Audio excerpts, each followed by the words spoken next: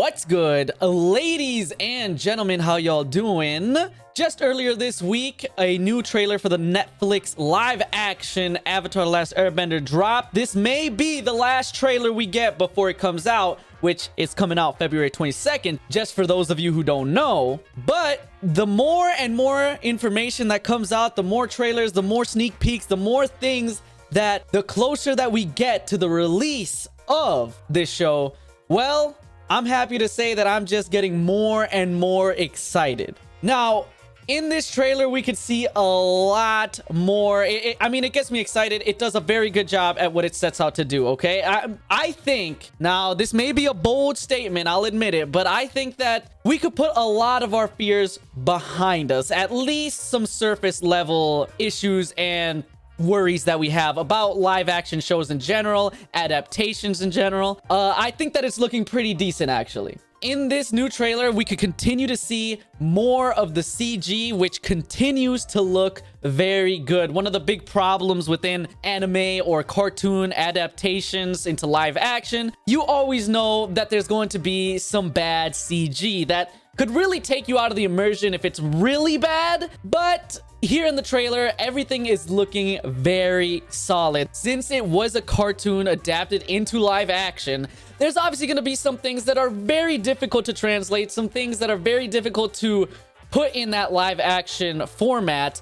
But of what we could see so far, it's actually looking pretty good. We see a lot more bending. We see a lot more iconic locations and scenes from season 1 or the first book of Avatar: The Last Airbender. So far, of the sneak peeks we've seen here in the trailer, everything is looking on point, looking great. We are able to see some really cool locations, iconic locations from the show. We're able to see Omashu. We're able to see Kyoshi Island. We're able to see the North and South Poles. It looks like just little snippets of it, but obviously we know that book 1 ends in the North Pole. In addition to some of these iconic locations, we're also able to see iconic scenes and characters, such as the Blue Spirit. We're able to see Jet.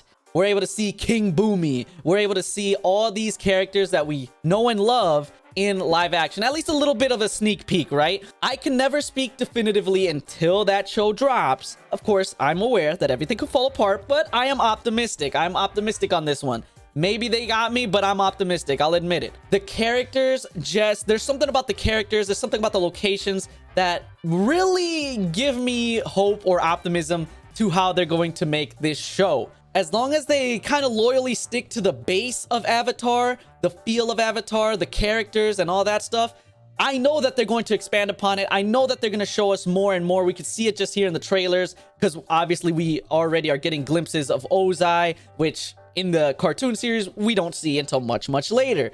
But so obviously they're gonna have a couple of extra scenes, more in-depth details of the Air Nation being destroyed by the Fire Nation. We could see a couple battles. It looks like we're able to see Monkiatsu. It's like one little tiny frame right here, so I don't know if that is, but I think that it's reasonable to assume that this is probably Monkiatsu. We're gonna see a little bit more of the raids on the Air Nomads, which I'm down for. I want to see more. Now, in continuing that, like, not only are we going to see more details, but the characters, I want them to expand upon them even more. Now, as we know, a lot of us watched Avatar: The Last Airbender when we were a lot younger. And now I think that the creators are going to be able to see that their audience has kind of grown up a little bit. This is still going to be, I assume, a kids show at its core, but them knowing that their audience has grown up with them, I do believe that they're going to go a little more in depth. Maybe they'll get a little more serious in certain points and certain moments. I'm excited to find out. Now, going back a little bit to the characters and why I am so optimistic, there is something in this trailer that you could see real quickly, that you could hear real quickly, which is that the characters, even though it is just a little snippet, like I said, it's just a little glance into the world, they're looking loyal to the original characters. When you see someone like Sokka, Katara, Aang, down to the tone and even that like cadence in which they speak, it seems like they're trying to kind of mimic the original characters. You know, the way they talk, the things that they say, the mannerisms and emotions, it's actually looking pretty good and pretty loyal to the original characters. You could see it and hear it with Sokka and with Zuko. Those two really did seem like they were just straight up copying them. and not in a bad way. I mean, you know, you're trying to be loyal to the original source and expanding upon it as well, because I have no doubt that they're going to show us a lot more than the original cartoon. And hopefully, as long as they stick to the loyal base and the lower foundations of the show, then please, I've said it before and I'll say it again, expand upon it. Give us more in-depth details on characters, on locations, on things like that.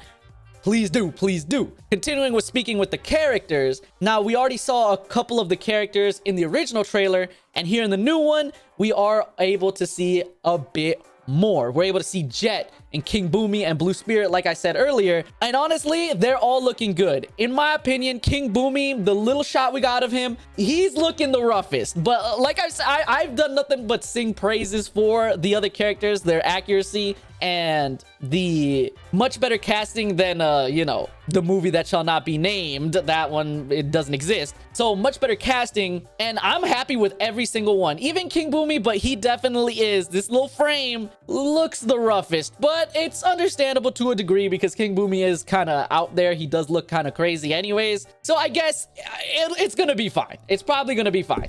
Now, everything is looking good. Everything's looking straight up amazing, in my opinion. It's looking amazing. Now, obviously, I do expect a level of cheesiness, a level of maybe a moment or two of bad CGI. That is expected, and honestly, I'm just accepting that it's gonna happen at some point. That's not gonna ruin the show for me or anything like that, as long as it's consistent throughout, as long as they have decent CG, and like I've said many times in the trailer, it's looking good. The bending is looking amazing. Actual bending. Can you believe it? No way. Actual bending in Avatar: The Last Airbender. Insane. You can see water bending, fire bending. We can see earth bending. We can see everything, and it's looking amazing. You even see Aang go into the Avatar state right at the end, probably at the air temple, I believe. But all the CG is looking great. But like I said, I am aware that there's going to be moments of probably some rough CG here and there, because there's some things like the Spirit, like the Momo even, that are tough to animate in a live action setting, right? There's certain things, certain lines. This is originally a kid's cartoon, so there's going to be certain lines that are probably going to be a little cheesy. Maybe they'll change them up, maybe they won't, but it's looking good overall, and that's what's most important, right? As long as the show is good, then I'm willing to look past a moment or two of bad CG, a cheesy line here and there, right? It's gonna be good. Now, the last point that I want to talk about real quick is the music. And the music, like I said in the last trailer, it's on point. It's great. You know, like, I love what they're doing with the music. Avatar has some of my favorite music as well, and it is just great. Clearly, they're sticking loyally to the original soundtrack, but they're adding more to it, hyping it up. And I just hope that that's a general rule for the show in its entirety, right? Sticking to the original source, but hyping it up and kicking it up a notch, giving us more detail and depth in characters, locations, and the story in general. I think it would be great. Now, like I said at the beginning of this video, this does come out February 22nd, so this is very likely the last trailer that will come out before the actual show does. Maybe they'll drop something like a couple days before as that final, absolutely final little teaser, but this is probably going to be the last big trailer that we're going to get. Literally less than a month away, y'all. I'm excited. I'm looking forward to Avatar: The Last Airbender. Let's see how they do. I'm optimistic. I'm aware that things could go wrong with live action, but overall, I'm optimistic. I think that this is going to be solid. And like I've said in the last video, since the bar is set so low with the M. Night Shyamalan, anything you make is going to be better. I'm just hoping that it's beyond better and it's actually solid, good TV, solid, good show. Ladies and gentlemen, let me know what you're thinking about Avatar: The Last Airbender live action from Netflix. Let me know what you're thinking down in the comments below. Are you excited? Are you optimistic, pessimistic? What is your opinions on this show? What's your biggest worry? And what are you most excited about? Ladies and gentlemen, I appreciate you guys being here. Thank you so very much for watching. If you have not subscribed, please do consider doing such, as well as following me on Twitch. All those links are going to be down in the description below. I appreciate you guys. Thanks once again. And until next time, I'll see you.